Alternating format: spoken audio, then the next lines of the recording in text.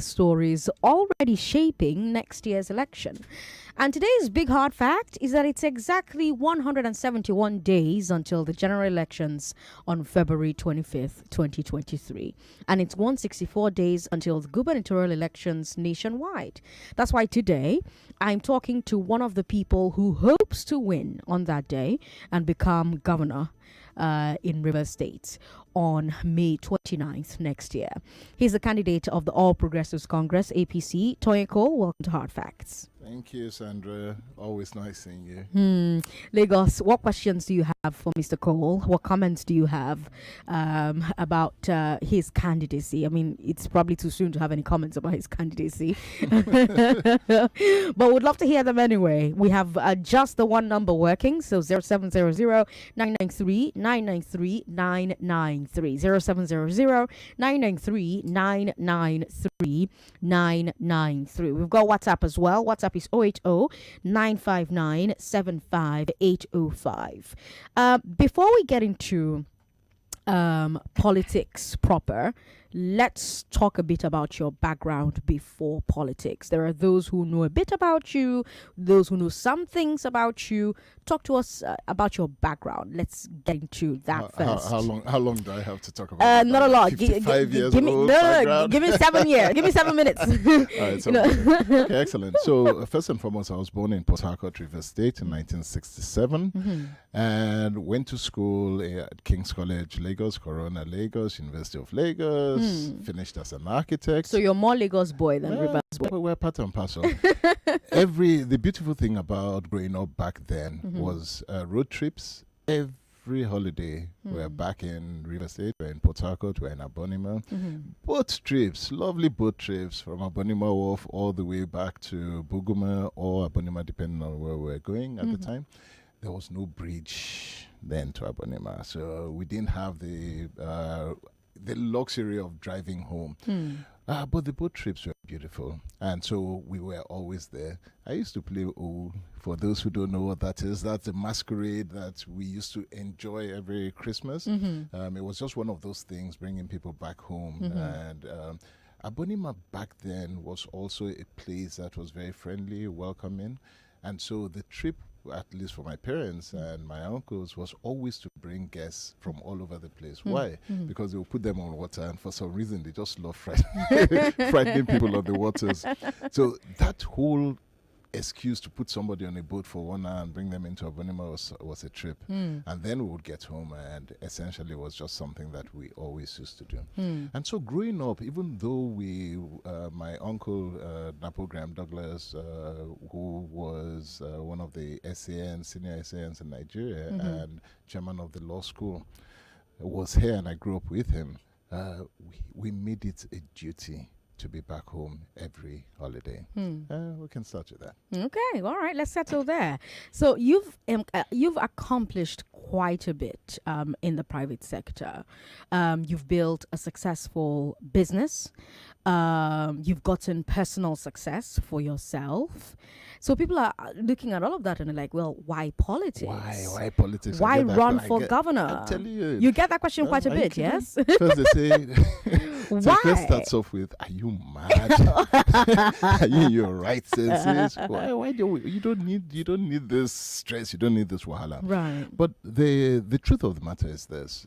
Politics affects every single thing that we do. Right. And I believe my generation kind of made an error in 1990s, in the early 90s. Okay.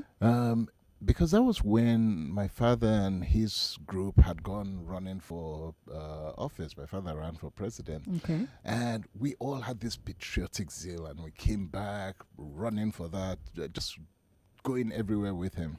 And then we had the Babangida step aside, cancelled election, Maradona games and all of that. And we just decided that, you know what, politics is not straightforward. And so decided to go into business, thinking that we could catch our destiny, hold our destiny, decide where we're going with business. And truly, we became successful in business. But it didn't take us 10 years to find out that every single thing that we were doing was affected by politics. And we had people making laws, policies, rules that affected our businesses. We would sit across the table and we would be at loggerheads with people who just kind of did not understand where we were coming from as businesses. And over time, it became clear that if we did not get involved in the politics end of business, then we would have a problem. The people were suffering more. The slide was heading in a downward trajectory. And so we decided to just jump in and see what we can do. Now, this is your second jump in. Yeah. It's your second run for governor. 4 It years is. ago, 4 years ago, you won an APC primary, which the courts voided. So you endorsed the AAC candidate. That was a Yes. very chaotic election season. You know, Okay. it was chaotic, both within the Rivers APC Yes, and it Rivers was. State in general, It right? was, it was. Why was it so chaotic? Okay, so first and foremost, we had an intractable issue with Senator Magnus Abe, whereby we had factions, so to speak, within the APC, and this I inherited. I came into that problem. I believe that I would be able to find a solution coming in as non-partisan to any of the warring factions, and I thought it would be possible as maybe as an umpire to see how we can resolve issues. It proved nearly impossible. In fact, it did prove impossible, and we just could not find peace. At the end of the day, that problem, a house divided truly can't stand, and that problem cost us the 2019 election. We left that election and decided to support a candidate, the AAC, and that was it was a learning for me. It was a very good learning. What did you learn? I learned first of all that the APC was well grounded in the grassroots. Okay. I learned that because I did a word-to-word, basically, and it was the APC structure that went behind AAC. The AAC candidate. Yes, I had always said to young people when I was mentoring and teaching that within the Nigerian politics and all, if you do not pay attention to how candidates come out, right, you'll get a dog, a goat, a horse, and all of that, and that candidate will win because it's the structure behind the candidate back then that works. And so you must pay attention to the candidates and how they come out. In 2019, we had an unknown candidate. Okay, no one knew him. We found him. He was already a gubernatorial candidate in his party. It was a small party, and APC put their weight behind him. But that weight brought someone who was not known, not just to the limelight, but to all intents and purposes, he was already winning the election before it was before INEC stopped it and recount whatever happened. I learned that outside of Falga and Obiapo, many people, and there are many communities within the rivers, within River State, where government presence is negligible or hardly there. In fact, in some areas, there's no presence at all. No police station, no court, no hospital, nothing that the people feel that government is present. I saw many times that where there was natural disasters like flooding and all, which is perennial every year in the Ahoda Orashi region, that people lose their income completely. You learned that by backing the ASC candidate? Yeah, it was all part of it. I learned it because I was walking around and moving around from word to word and seeing what the people need. And because we were touching and seeing emotionally, when we went to AAC, AAC was able to do phenomenally well because we saw that at the grassroots, APC was more visible in the grassroots than the PDP at the time. And so that for me was a big lesson, and it's given me a lot of confidence moving into 2023. Because I was going to ask, what made you come back after all that chaos? Yeah, it wasn't chaos. So I'd made up my mind. I said it was a chaos. I love that. You see, when I made up my mind in 2018 that I was coming in, I had given myself a very clear 20-year target. Okay, so it wasn't something that I said, let me just test and run away and go. For me, this was a 20-year plan. Okay. I was turning 50 at the time, and I'd said that for the next 20, how long will it take for me to make some very tangible impact if I'd done all of this in business and I wanted to do it in politics? I knew it wasn't going to be a 1-year thing. It wasn't a 4-year thing. And I knew that if I wanted to look back with no regrets and see very substantive move, then I knew I had to give 20 years of my life to this. Okay. So, how many years have you given so far? 6 years. Okay. All right. Now, I want to come back to a point you made earlier on about factions and Magnus Abe, right? The Rivers APC still has that problem. Abe rejected your win, moved to the SDP. Now, on the one hand, this means less internal chaos So you see, in it's your actually better. in your party, but it also means that you have another serious opponent to worry about. Okay, good. How does having to challenge both Abe and the PDP's Simfubara affect your chances? It doesn't actually. If there's one thing that I have lived off and I have grown through, it's competition. I've always believed that competition makes things better. Okay. Competition makes business better. Okay. Competition makes politics better. It makes democracy better. And at the end of the day, it will make the state better. Okay. One of the biggest challenges that we had as a state growing was lack of competition.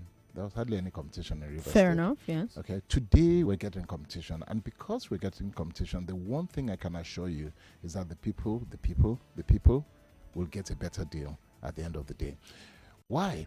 Because now you have to pay attention to not just what your opponent is doing, but you have to pay attention with what the people want. And that, for me, is what Rivers State needs. The people of Rivers State have been ignored for a long time. It's a very rich state with very poor people. And I was shocked. Look, the best thing that I did for myself was just go from word to word, was tour the entire state, and I've been doing that again, going from unit to unit and just meeting people where they are and just seeing them in their own environment, in their backyard, and seeing and hearing what their needs are. We have a rich state that has for a long time not really cared about what the people and how to reach the people. The coming election will have to be issue based. It's no longer about just saying that, oh, I'm the biggest party in the continent, so by virtue of that I will win, or I have the right and it's my right and I must win. No. How are you going to affect that man in the street? How do they know that you care for them? It's going to be issue-based. And when it's issue-based, yeah, my territory. Okay. All right. Let's talk about your territory now. Let's dive into policy. A few days ago, you told journalists, quote, "What I see in River State is poverty, poor educational system," and you've said the same to me right now, poor healthcare delivery. I see very poor schools. I see civil servants that have not been paid. I see people whose pensions have not been paid. I see people who have died because of 5,000 naira. I see people who cannot get medical facilities because there's no jetty. So what can we do? We need to engage all of these head on with good policies, end quote. So you highlighted a lot of problems there, Wow. quite a bit. So there's economy, there's education, there's healthcare, there's fiscal responsibility, there's infrastructure. Which of these are the most critical issues in River State, in your opinion? You know, when you take everything, and it's like taking the Nigeria problem, it's overwhelming when you think about everywhere and everything that you have to do and how you have to reach people. And so the best way to begin to even address a problem is to first look at what does it mean to the individual you're dealing with. And when I think about this, right, I start off by saying that first we have to address the dignity of the individual. First, dignity. And why do I say this? A lot of the problems that you have highlighted there, or that I highlighted there, when I look at the base of it, I find out that it's human dignity. It's not caring about what the person, how the person feels, or how the person even wakes up. And I'll give you an example. I went to a place called Isaka, and while I was there, it's a riverine community. It's about 5-10 minutes by boat from Port Harcourt. I got there and the women came up to me and just whispered to me. They couldn't even say it loud. They just came and whispered and said, "Sir, thank you for coming here. Nobody has ever come here. No governor comes here. No candidate comes here. But if you can do something for us, please, we need a toilet." And I was like, "Toilet? Why?" They said they don't have a toilet, that they have to wake up, they have to go to the bush, and they must do it in the dead of night so that they can not be ashamed of what they're doing. So they're whispering their problem because they're already ashamed about it, and they have no solution to that. And so they're asking that this is just something that we need. While I thought that that was still an issue, I went to Port Harcourt, one of the waterfront communities in Port Harcourt. And this is essentially a slum community. It's waterfront, it's in Port Harcourt, 10 minutes away, again, not by boat this time, but 10 minutes away from the metropolis itself. And so you can drive there. You have a lot of development in the metropolis. Then you get to this slum waterfront. And what was their problem? So I'm sitting and I said to the councillor or the chairman there that, okay, what's the problem? What's the one problem that you have here if you want that resolved? And he says, "Come with me," and walks me down into the slum, down to the waterfront, and he points to it. And guess what that was? There's one Shalanka toilet there, and he says that we have to pay 50 naira to use this. And this is the only one. If you don't have any money, you can't do anything. And believe me, waterfront, I'm looking down and there's all sorts of, let me save my listeners' ears. But what the problem is he says to me as well, and the women are there, the whole crowd come to the waterfront and they're pointing and they're saying that they want toilets because the women again must come out 4 a.m., 5 a.m. And one of them said to me that, if I'm pressed and I have to go 3 times a day, that's 150 naira. That's my day's earning gone because I have to pay for some. Now, they may seem very, very, very small, but when you begin to think about dignity of the human being, you know that if you start off your day already ashamed of who you are, there's no way you can even lift yourself out of that. So for me, in everything that we're dealing with, we must first start with addressing how do we lift up the dignity and restore dignity to the human being, to the most basic, and then we can now start moving on from there. I believe that the minute you start bringing dignity back into life, then you find that people become their brother's keepers, and a lot of the cost that falls on government to do everything is diminished because people then see the need to get up and do other things for people. But you see, I'm listening to you talk, and that sounds very aspirational. It doesn't sound like a tangible thing. So, Okay. I'm hearing restore human dignity. But I want to ask, okay, well, how? I just told you. I gave you one example. So you gave me the example with the toilet. So is how building more toilets? It's one of the ways. First of all, you start with the little things. They're little things, we call them low-hanging fruits. They're things that people see and it becomes very tangible. A toilet is a very tangible thing. It's doable. Jetties are tangible things. They're doable. Very, very doable. Getting people. So take another example. I give you the example of the Orashi region where it floods perennially every single year. No problem. So it's going to flood. I know it's flooded right now as we speak. I know it's going to flood next year. So what do you do about that? The very simple thing for you to do as a government is first build silos and collect the grain when there's much in the season of plenty. It's been done for centuries. Collect that. You know that these people are going to have a problem. So one of the things that we definitely must do is grain and silo deposits. Once they get into the problem next year, it's a flood thing, it's a dredging issue, and all of that. You may not be able to dredge the River Niger for you to deal with that, but you can deal with the flooding, and you can deal with the consequence of the flooding. And so that's one thing that we must do, because I have actually seen, I went there, I saw a child that was going to die. Why? Because the man and the father could not pay 50 naira to get to the nearest hospital. The stories are plenty. Yeah. But the issue here is that you can do something about it.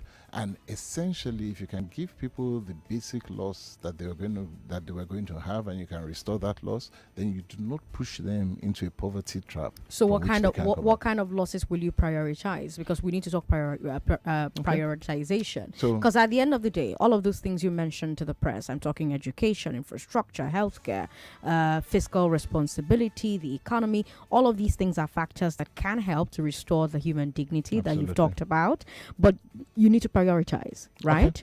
So River State is very rich, but Isha doesn't have all that. Isha does have limited funds. It does. So it will be impossible to solve every problem in 4 years. What should the priorities be for the incoming government? So the first priority that you must always deal with would be education base first. Okay? And education is important because it sets the tone and it sets the base for who your future is going to be. If you don't give them that base education, then you already put them in a problem for tomorrow. So let's deal with education. Education is a must. It has to be dealt with. We are all where we are today because of education. So put education on one side. Now we have to leapfrog. And for us to leapfrog development within River State, it means that we have to go digital, and we have to bring a digital economy into play. For me, digital is a big thing. And how do you leapfrog with digital? The first aspect of it is that you must put broadband access, Wi-Fi, fiber optics. Again, it's there.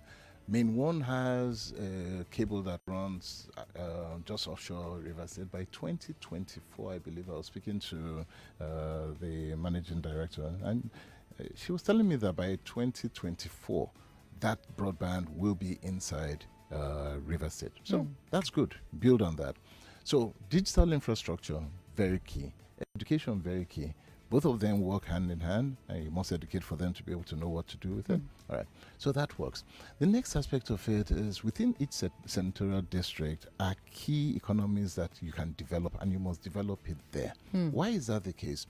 Port Harcourt is a magnet and has become, everybody comes into Port Harcourt. River State is a one-city state. After 55 years, it cannot continue being a one-city state. You cannot have everything in one city, which means that you must create other cities. But what type of cities are you creating? So there's the agriculture, the whole agripreneur, agribusiness, logistics, and all around agriculture, which essentially can be done within the agricultural belt and the upland. You can do that very easily. It's one of the things that we must do. We must begin to process first line, second line, third line processing and distribution. Why is that? Food security is a major thing. Today we have problems in the northeast and all of that. The food basket of the north is suffering a lot because of insurgency and all. River State can meet that gap. Hold that thought. We'll take a break. All right. When we come back from this break, Lagos, we'll take your calls as well. Let me remind you, we're streaming live, so you can watch my conversation with Tonye Cole. Tonye Cole is the APC Guber candidate for River State. He's hoping that by May 29th, he will take over from Nyesom Wike as the governor of River State. I'm Sandra Ezekwesili. You're listening to Hard Facts on 99.3 Nigeria Info. Every Tuesday from 5 p.m., we bring you the road to 2023, where we talk about the biggest stories already shaping next year's elections. And one of the men hoping to take charge next year is in the studio with me, and you can watch live Facebook Nigeria Info 99.3, YouTube Nigeria Info FM. Don't go away, Lagos. We'll be right back. Nigeria Info. Don't tell people you've added weight. Why are you losing weight? Yeah. You eating. No, it's not your business. That money, the pass is good. That money. We should be patient and pray to God that God is going to answer our prayer. Please, this is not all about prayer. It's not like everything is not prayer. That is Nigerian mentality. If you're not finding happiness in your home, you pray. Your number one station for talk. Let's talk. Hi, son. How are you and my daughter-in-law? We're good. Thanks, Dad. There's something I've been willing to talk to you about. Okay, I'm listening. Rose and I are relocating back to Nigeria and we're looking to get a home, somewhere safe to start our family. My son, Leisure Court Limited has exactly what you need. Really? I'm telling you, and their newest estate, King's Court, located at Orchard Road, is a nice place to start a family. The estate comes with swimming pool, children's play area, 24/7 electricity, and security. With just 75 million naira, you can get a 4-bedroom terrace plus a BQ in a premium location. Dad, are you for real? They even have a convenient payment plan: 30% initial deposit, 20% after 6 months, and another 20% after 6 months, and then 30% on completion. You are assured a home just like me. How do I reach out? You can call them on 081 1111 3267 or 091 5458 7122, or visit them at 3B Onikepo Akonde Street off Admiralty Way, Lekki Phase 1. Leisure Court, excellent housing solution. My customer, I beg give me golden penny 400 grams midi pack. Now spaghetti my children want chop this night. Madam Sabinus, which one be 400 gram midi pack? Introducing Golden Penny Pasta new 400 gram midi pack with same quality. Golden Penny Pasta. Enjoy it your way. Hasbro makes me happy. Take selfie chat with your friends. Do the legwork, play your games. Hasbro gon' make you happy. Oh, yeah, now make me happy. Mario's Day, milky treat today. Hasbro makes me happy. Oats and milk, all the way. Hasbro makes me happy. Oats and coconut is every day. Hasbro makes me happy. Turn up happy moments with Hasbro. Hasbro makes me happy.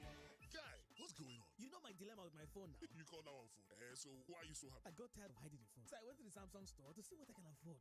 Samsung has a plan called Flex Pay that allows you to pay as low as 3,000 naira for any Samsung device of your choice and complete payment over a period of 3 to 12 months. I sharply picked a 6-month payment plan and I got a Galaxy A23. This is a machine. You have been dulling yourself, Find Samsung Flex Pay and own your device right away without breaking your pocket. Terms and conditions apply. Hurry now while stock lasts. Every children matters with I am the future.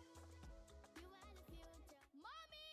Daddy! Adam's Young Landlord season is here again! Please don't miss this opportunity to secure my future in real estate! Oh yes, invest in your child today. Give them a head start for the future with the Adron Homes Young Landlord Sales Offer. Enjoy 30% discount on a full plot of land plus a flexible payment plan of up to 24 months when you subscribe. And there's more. As a young landlord, your child gets educational and stationery giveaways such as school bags, study furniture sets, lunch box sets, educational tablet, or a shopping voucher during this sales offer. The Young Landlord Sales Offer is available for all our estates nationwide. For inquiries, call 080-232-36621 or 080-228-46321. Terms and conditions apply.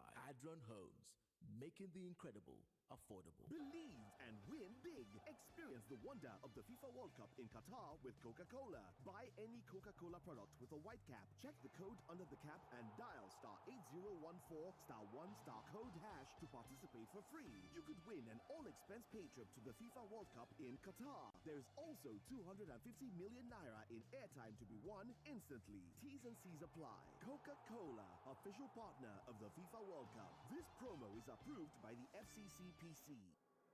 99.3 Nigeria Info. Your number one station for talk. Let's talk. Hello, Lagos.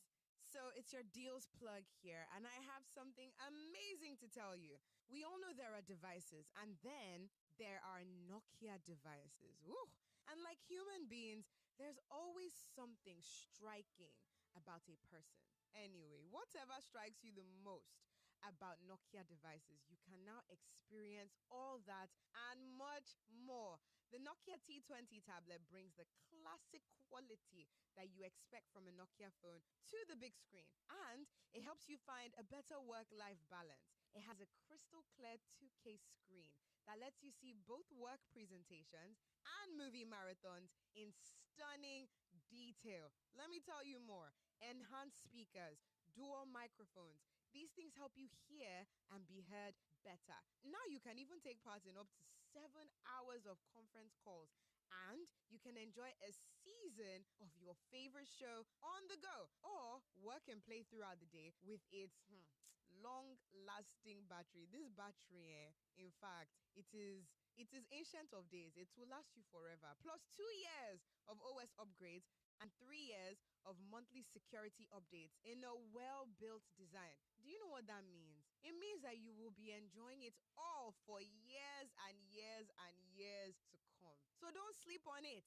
Get the Nokia experience on the Nokia T20 tablet like yesterday, because like I have mine and you should too. Bye, Lagos. Welcome back to Hard Facts with Sandra Ezekwesili. I'm Sandra Ezekwesili. I've got Tonye Cole in the studio with me. He is the APC Guber candidate for Rivers State. And we're streaming this conversation live on Facebook, Nigeria Info 99.3, YouTube, Nigeria Info FM. If you joined us at 5 o'clock, then you know that before the break, we're talking about some of the things that Tonye thinks a government should prioritize as far as Rivers State is concerned. And he talked quite a bit about Rivers being the perfect state to make up for the food crisis that Nigeria could face if the insecurity in the north continues. I want to press a bit on a point you made earlier on about the opportunities in Agric in River State. Can the upland thrive as the agricultural hub with the current transport infrastructure, in your opinion, or does it need a heavy investment? That's good. It needs additional investment, heavy investment. No, because I was thinking. If you look at the Abua Odua area, you would find out from that area that a lot of times the connection into mainland Port Harcourt means that mainland rivers means that they have to go through. They have to go through Bayelsa sometimes at the Odua region to come down through Ahoda. So there's some additional investment to be made, but it's investment that just makes logistics easier, bring things from the farm out. Okay. It's not the heavy investment, and it's not impossible to do. Okay. That's on the one end. Okay. There are a couple of where the heavy investment will be made would be in the bridges that would be required to connect some of the riverine communities, because that would need to be done. And there's some investment that needs to go in that area. You have islands that sit with very, very good fertile land as well, that can be harnessed with such investments coming through. So we need to look at that. Okay. So you've mentioned the economy, you've mentioned education, and you've also mentioned the digital economy. And you've said, well, for education and digital economy, those ones are low-hanging fruits, those ones are basic, and they're going to have to work hand in hand. But let me come back to infrastructure for a bit. Right? Let me stay on that for a bit. You want to succeed Nyesom Wike as governor. Vice President Oshimbajo nicknamed him Mr. Projects because of all the roads and flyovers that he was reportedly building in River State. So that's the VP of your own party, praising the incumbent. How do you square with that messaging from the Rivers APC that that Wike isn't working? How do you square that with the messaging from the APC in Rivers? I don't know. First, I don't know what that message is. Let's take the salient points that you mentioned. So those points being that there are projects that have been carried out, bridges and all of that, and that's indisputable. You see them, the bridges are there. I think when you start digging a bit deeper, then you see that a lot of the investment and a lot of the projects have been concentrated within two local governments, and that's really where problem number one starts. Not that the bridges are not needed, but I think it would have been a lot better. People might have felt a lot more inclusive if some of those bridges also connected, had to reach places. Okay. I talked about some of the challenges of dignity in the first instance. And those challenges are not just in hygiene, it's in health as well. I know people who have struggled to get to hospital because the tide is low and there's no jetty. And as a result of that, mothers have had their babies with no medical attention. People have died as a result of that because they can't get to hospitals. Things that a bridge would solve. Okay. And so there's some connections that you need to make outside of flyovers inside the metropolis, which, yes, might ease traffic congestion in the metropolis, but there are also other places that need it. And so where I would take it on from is that, okay, let's assume today that Obiakwa and Falga have received substantial development, and so you have a city-state with bridges and what you have in Port Harcourt. All well and good. No argument with that. Okay. Now it's time to develop other parts. There are other parts of River State. River State is not just made up of Obiakwa and Falga. There are other parts too. Touch. And you mentioned healthcare and education quite a bit. Like, since we've been talking since 5 p.m., these are two of the things that you've talked about quite a bit. When Rotimi Amechi was governor, he built lots of primary schools, primary healthcare centers. Many of these health centers specifically are underused. Some of them are not being used at all. There have been questions about whether enough attention was paid to personnel, to logistics in both healthcare and education. What did Amechi and Wike get wrong? What do you think they get wrong? What should the next governor do differently? Okay. So one of the biggest challenges that we have, not just in River State, but I've seen that across board. I was at NIPS and we're studying a theme called Getting Things Done. And that was the theme the president tasked us, that why are things not working? Why do we make policies and you see that the implementation of those policies struggle and you have abandoned projects and what have you?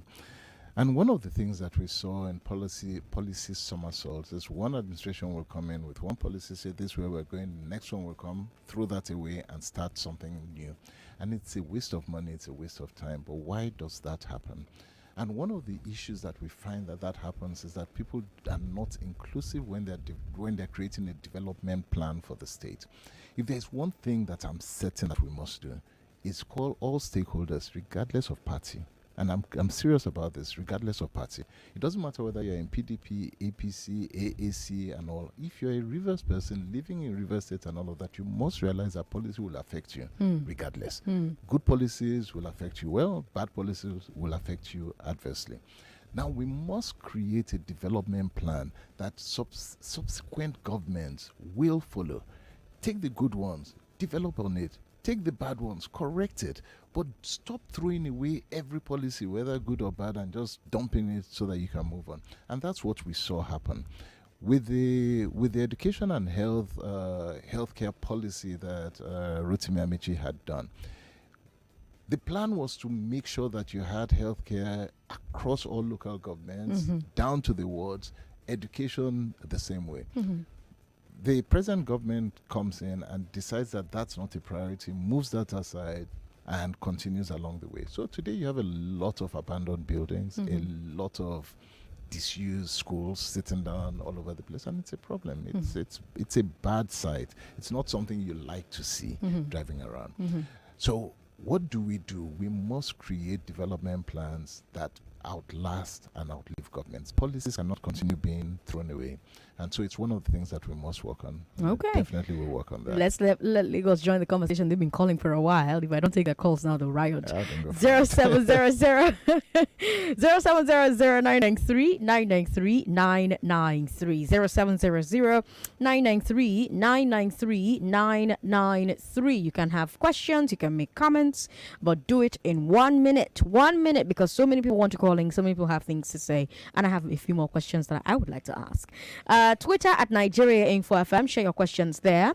Send us messages on WhatsApp. WhatsApp is 080-959-75805. Let me remind you, we're streaming live on Facebook. Facebook is Nigeria Info 99.3. Hello, good evening. Thanks for calling us. Hello, good evening, Sandra. Good evening. Welcome. My name is Robert. Welcome. Robert. Is it Mr. Cole? Yes. If I'm right? Tonye Cole, yes. Tonye Cole. Okay. Good evening, sir. Good evening. The question I want to ask that I know development is a continuous process. Even if the current governor of Rivers State build all the flyover road, everything, there are some people that development will not still reach, which is a continuum, which I believe. My question is that I watched Wike while commissioning one of the flyovers, and the city governor was in, and he made a statement. He said the person that will take over for him was right there with him. How are you going to prove Wike wrong, knowing fully well that APC is not popular in Rivers State? Thank you, sir. All right, Robert, thank you very much for your question. Now, of course, he can't campaign, but perhaps there are ways he can answer that question. Do you want to answer that question right away, or do you want me to take a few more calls? Okay, no, that's fine. Okay. So, Robert, thank you for your question, and it's a good question. So the first thing is that you will expect that anybody who is in politics is going to say that they're the ones that are going to take over. I don't expect him to get up in a public setting on live TV and say Tonye is going to take over from me. So I don't expect that for him to say that. Regarding the second part of your question, I would like to differ. I said I have been, and one of the things that I've been doing is going word to word, and I've been across River State. We're far more popular than you believe, and the only way that you're going to find out on that is wait for the elections. You will see the results. All right, 99.3, hello. Hello. Yeah, good afternoon. Thank you for this one. Thank you. Go ahead. Thank you. Unfortunately, your network is very bad. You're going to have to give us a call back. 99.3, hello. Hello. Hello, good evening, Sandra. Good evening. What's your name, sir? Good evening. My name is Taiwo. Welcome, Taiwo. Let me congratulate Mr. Toh. Mr. Toh is a very good man, God-fearing man.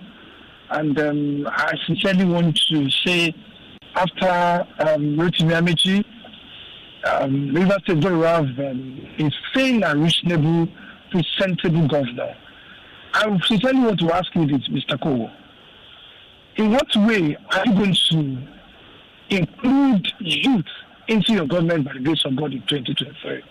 Thank you, Sandra. Taiwo, thank you very much for calling. Of course, he's not campaigning, but in what way should government include youth in governance in River State? Absolutely. So, Taiwo, thank you. Actually, the next point I had written there was youth engagement before we opened up the line. So, I'm glad you asked the question. I think there are three ways that you include the youth. The first aspect of it is that the youth need to be respected and they need to be listened to. They need to be included in government. So, not just one token youth portfolio that you give to them, but youth have to be active as commissioners. They have to be active as DGs or parastatals that affect them. And affect them. Secondly, I also said that we had to do a development plan. For me, that development plan must go for at least 50 years, and that's the way I push it. Now, if you're going to take a development plan to go 50 years, it means that you're going to be doing it beyond my lifetime, and you're going to be doing it for a generation that must be involved in that development plan. If they're not involved in it, it's a waste of time. You must have them involved, and they're critical stakeholders in that. The third way that I would definitely involve youth is that they're the engine room for entrepreneurship and development. I talked about a digital economy. If I need anything done, it's my children that get up and do it. They do it faster than I can. They understand it quicker than I do. They know how to navigate anything along the digital space far better than I do. And so if we're going to leapfrog and we're going to create an economy that will not only compete with Lagos, and this is where my vision is, not just to compete with Lagos, but to surpass Lagos, we have to bring competitiveness back to River State, which is where we were before. The only way we can do it is leapfrog with technology, using the youth and using them very, very well. So they're an integral part. I can't do any of this without them. While we're on this, I have to ask you. You must ask. I have to ask you about oil theft. Yes. You have owned a successful energy company. You are from River State, so you have a lot of perspective on this. Right now, NNPC and the Navy cannot agree on whether Nigeria's drop in production is mostly due to oil theft, as NNPC says, or operational and technical losses, as the Navy says. Which is it? It's both. Sincerely speaking, it's both. First, you have an environment today where accountability is very low. Operational excellence, it's not at its highest, and so definitely you have operational losses where that occurs. So you have that. Oil theft is at two levels. You have oil theft through bunkering, through illegal refineries and all of that. So there's that level of it. And there's one that nobody yet understands exactly what is going on, but it must be happening at some level, which basically is that you just have cargo missing. Just liters and liters are missing. The math just doesn't add up. We're losing way too much, and we're losing too much for it to all be illegal refineries. Where there's just too much being lost, and so the operational losses. So for me, it's both. But then it should lead to the next question: what do you do about it? And because you cannot continue ignoring it and believing that it's somebody has to be held accountable. Who should be held accountable? Wow. That's a big one. That's a big one. You know, let's start from the states. When I say the state, let's start from the Nigerian state. The Nigerian state is held responsible for making sure that production is at an optimum. Oil and gas is a natural reserve that is on the exclusive list, which means that it belongs to the federal government. The buck stops at the federal government. So the first line of responsibility for anything that has to do with oil and gas or any mineral resource starts at the federal government. That's the first line of responsibility. Now, if I hold you accountable because you must respond to me for whatever is happening, then along the value chain, you begin to look at the necessary places. What I see a lot is buck passing. Everyone says it's not me, it's him, it's not my fault, it's this person's fault. We need to stop the blame shifting and just take responsibility and just say, you know what, I need to stop this. And wow, it's a big one. It's a big one. Okay, here's another big one, and it's my final question because we're out of time. No, I know. And I want to go back to politics a bit for this particular question. Magnus Abe is now the SDP candidate.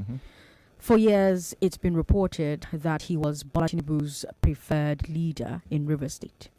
Recently, we've seen Tinubu's lieutenants like Bajide Sanwo-Olu meeting with Nyesom Wike.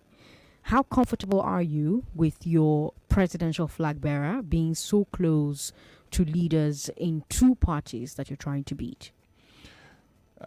So how comfortable am I? I will start off by saying first, I don't have a problem with leaders and politicians speaking to everyone. Okay. Let's remember that if there's one thing that I need River State to be, it's a peaceful state, first and foremost.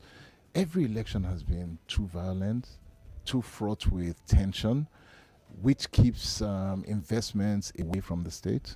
It keeps people second guessing River State and just putting River State in a place where it shouldn't be. We get most of our information from the news and not from the reality on the ground. People don't go into River State, but they just take and make an opinion on that. So for my presidential candidate, speaking to all parties is a good move, because at the end of the day, it means that the decision he will make will be an informed decision at the end of the day. And what's that informed decision? I think by the time he finishes speaking to Nyesom Wike and Magnus Abe, he will come to only one conclusion, and that conclusion is that APC is the party to stand with. There's no other party. They will likely, all parties, both SDP and PDP in the state, will likely come to the conclusion and terms with the fact that competition is going to be tough.